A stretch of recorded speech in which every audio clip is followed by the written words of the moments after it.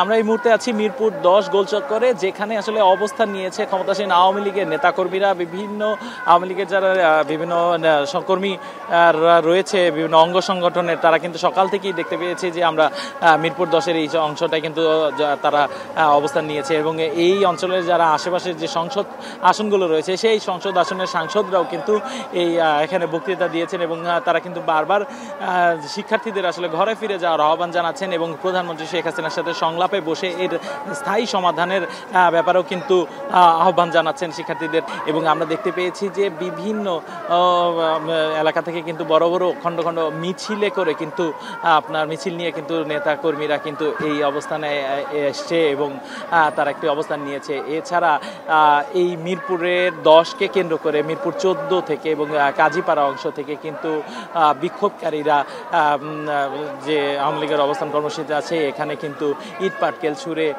ধাওয়া পাল্টা দেওয়ার যে সূচনা সেটি হয়েছে মাঝখানে। এখন সেই পরিস্থিতি অনেকটাই ঠান্ডা, এখনও কিন্তু মিরপুর ১০-এর এই অংশটাই কিন্তু দেখতে পাচ্ছি যে আওয়ামী লীগের নেতাকর্মীরা রয়েছে। তো মিরপুর ১০ থেকে আমার কাছে এই ছিল সর্বশেষ তথ্য।